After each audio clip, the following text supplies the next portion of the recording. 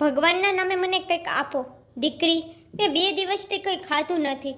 વિનીતાની નજર તે વૃદ્ધ માતા પર પડી ત્યારે તે ધ્રુજી ઉઠી અને વિચારવા લાગી કે આ વૃદ્ધ સ્ત્રી ભિખારીની જેમ તો દેખાતી નથી. તે જરૂર સારા પરિવારમાંથી લાગે છે, પરંતુ મને ખબર નહીં કે આ ઉંમરે પણ તે ભીખ શા માટે માંગી રહી છે.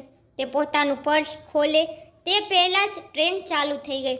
લોકલ ટ્રેનમાં જ તે દરરોજ ઓફિસે જતી અને આવતી. આમ તો સ્ટેશન પર ઘણા ભિખારીઓ હોય છે, પરંતુ આ વૃદ્ધ અમાને જોઈને તેને વિશ્વાસ ન આવ્યો કે આ ભિખારી છે.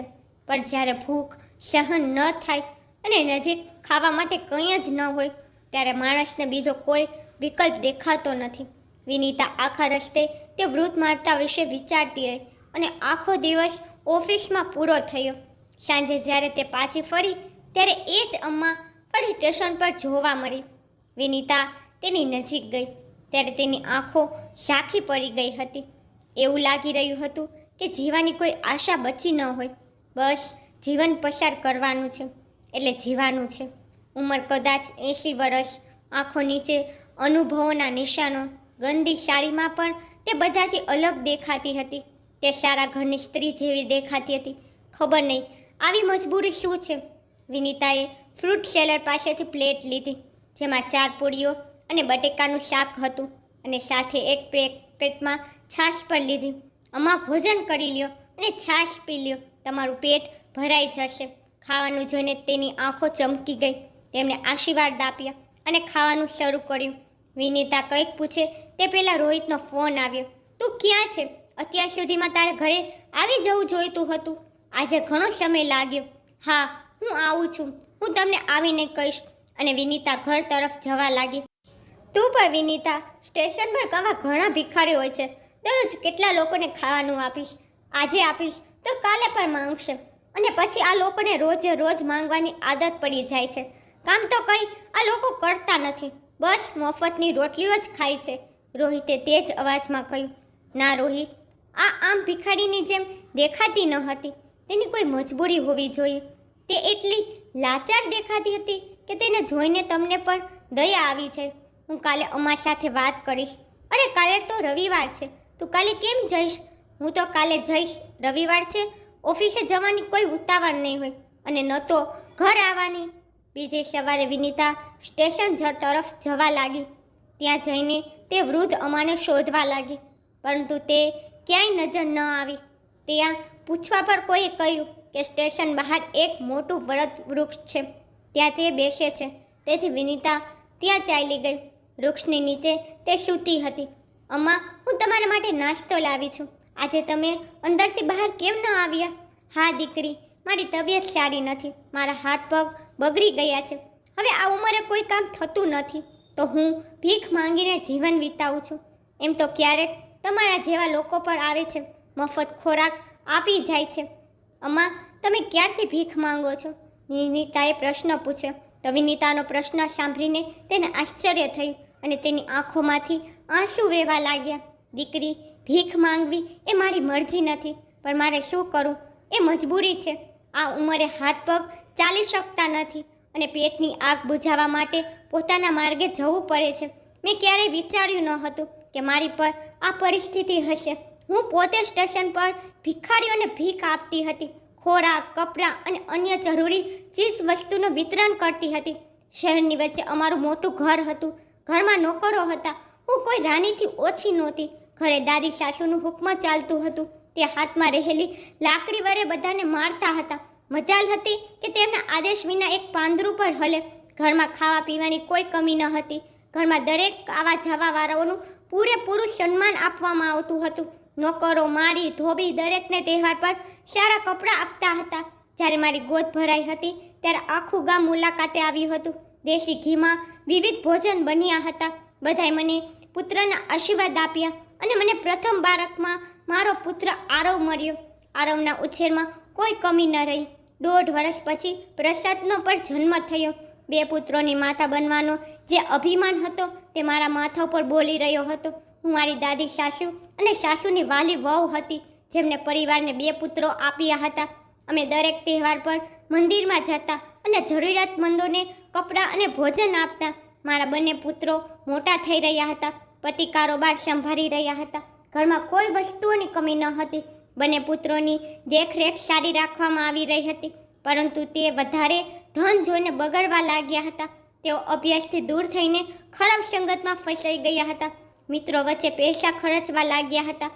ઘરે તેઓને ઘણા ટોળા મારવામાં આવતા અને મને પણ એમ કહેવામાં આવતું કે એક માં થઈને પણ હું મારા બાળકોની સંભાળ રાખવામાં સક્ષમ નથી.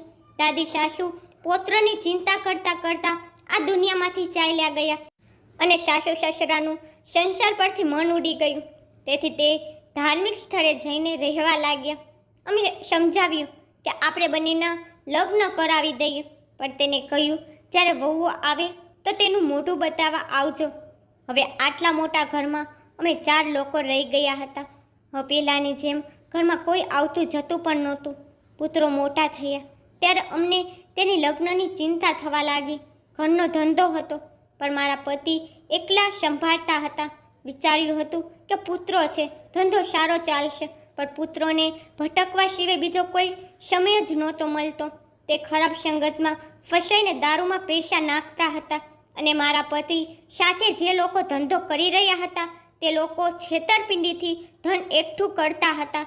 લગ્નની ઉંમર પસાર થતી હતી. અમે નક્કી કર્યું કે લગ્ન કરી નાખશું, જેથી એમ થાય કે લગ્ન પછી પુત્રો સુધરી જાય.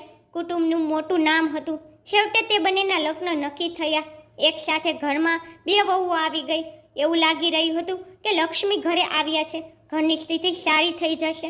અમે ગરીબ પરિવારમાંથી દીકરીઓ લાવ્યા હતા, પરંતુ તે બંને અમારા માથા પર ચડીને લાલચુ થઈ ગયા અને બિનજરૂરી ખર્ચ કરવા લાગ્યા. પહેલાં અમે અમારા પુત્રની ચિંતા કરતા હતા, પરંતુ હવે પુત્રવધુ પર લાલચી આવી ગઈ હતી. તે પર ઓછી ન હતી. મોંઘા કપડાં ખરીદવા, પાર્ટીમાં જવું, તે બધું કરતી રહેતી. મારા પતિ ધંધો અને હું ઘર સંભાળતી હતી. તે બંને સવારે વહેલી જાગે નહીં અને રસોડામાં તો પણ પગ પણ ન મૂકે.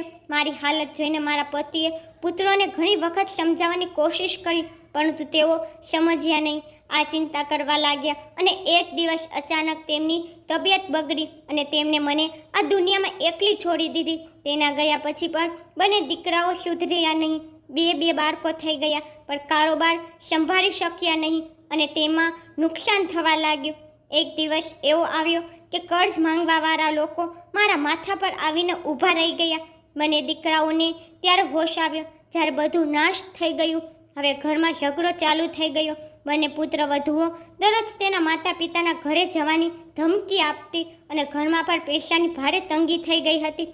તેમનું કહેવું હતું કે વિધવા માતા દરેકની નજરમાં હોય છે. હું વિધવા હતી, મારો કોઈ સહારો ન હતો, તો મારા બંને પુત્રો અને પુત્ર વધુઓ મને કંઈ પણ સંભળાવી દેતા. મારા ખાવા પીવા પર કાપ મૂકવા લાગ્યા હતા. તેમને લાગ્યું કે એકલી આ માનો ઘણો ખર્ચ થઈ જાય છે. હવે દરરોજ મને ટોળા મારવા લાગ્યા. મારા કારણે તે બંને બરાબર કામ કરી શકતા ન હતા. જો ઘરમાં વિધવા હોય તો આશીર્વાદ પણ ઓછા હોય છે. આવું વિચારીને વહુઓ મને ટોળા મારતી. હું કંઈ સમજી શકતી ન હતી કે મારે શું કરવું જોઈએ. એક દિવસ આરવે કહ્યું, માં ચાલો હું તમને તીર્થયાત્રા પર લઈ જાઉં. થઈ શકે કે અમને થોડું પુણ્ય મળે અને અમારા ઘરની સ્થિતિ સુધરી જાય. હું પણ ખુશ હતી, પણ થોડી આશ્ચર્યમાં પણ. તેને આવી ગરીબીમાં પણ તીર્થયાત્રાનું કેમ વિચાર્યું? પછી ભગવાનનો ફેસલો માનીને હું તૈયાર થઈ ગઈ. જે તીર્થ સ્થાને જવાનું હતું ત્યાં 2 સ્ટેશન આવ્યા. પહેલાં આરવ મારા માટે પાણી લેવા પ્લેટફોર્મ પર ઉતર્યો હતો.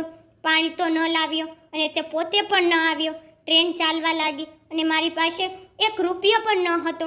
બીજા સ્ટેશને ગાડી રોકાઈ. હું નીચે આવી અને હું મારા પુત્રને શોધતી હતી, પરંતુ તે આવ્યો નહીં. સ્ટેશન પર જ સવારથી સાંજ થઈ ગઈ.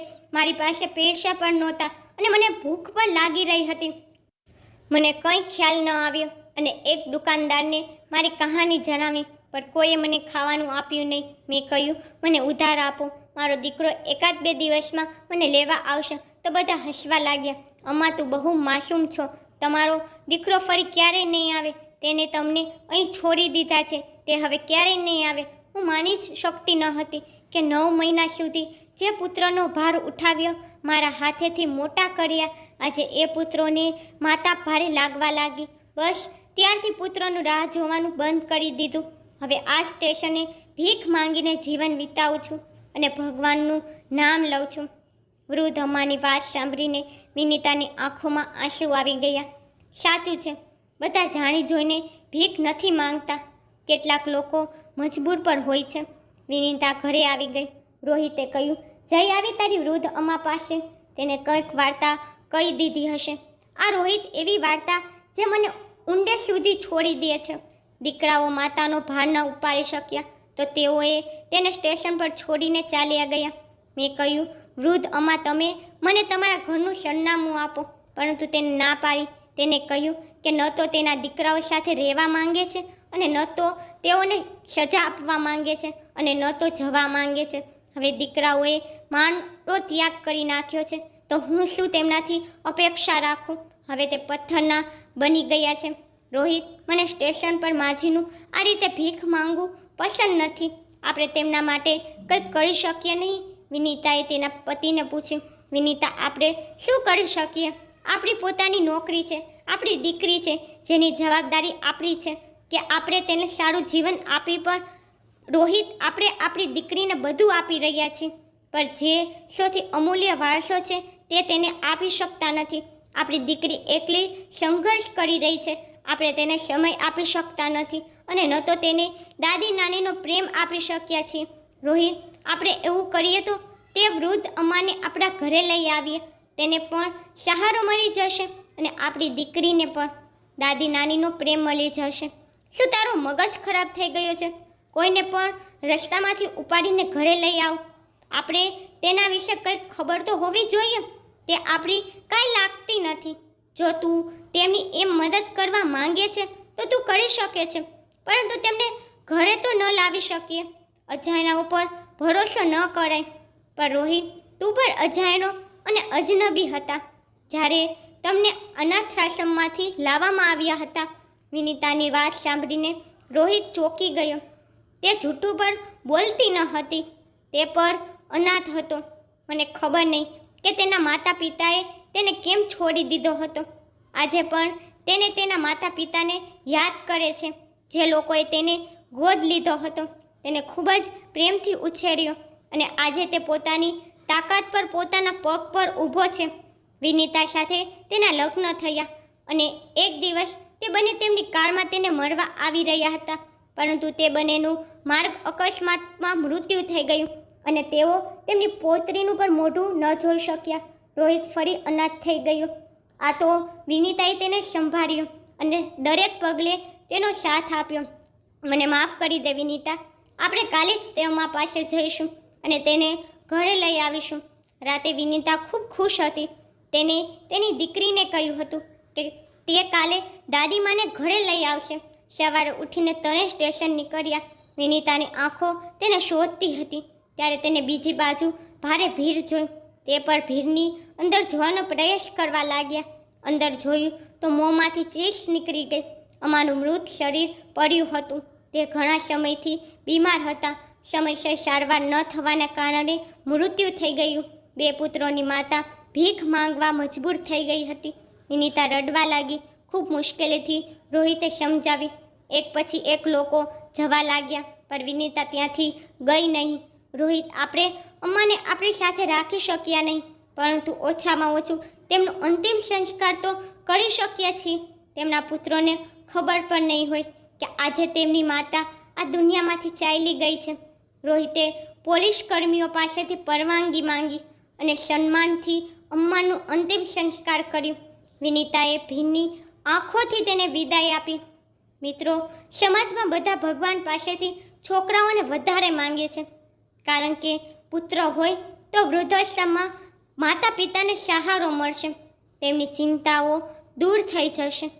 પણ કળિયુગમાં બધી વ્યાખ્યાઓ બદલાઈ ગઈ છે. પુત્રો તેમના માતા પિતાને જીવતા છોડી દે છે, તેઓને ઘરથી બેઘર બનાવી દે છે અને તેઓને મજબૂરીથી ભીખ માંગીને જીવન વિતાવવું પડે છે. તમને કહાની કેવી લાગી કોમેન્ટમાં જણાવવા વિનંતી. મિત્રો, તમને મારી સ્ટોરી પસંદ આવે છે તો લાઈક, શેર, સબસ્ક્રાઈબ કરી નાખજો.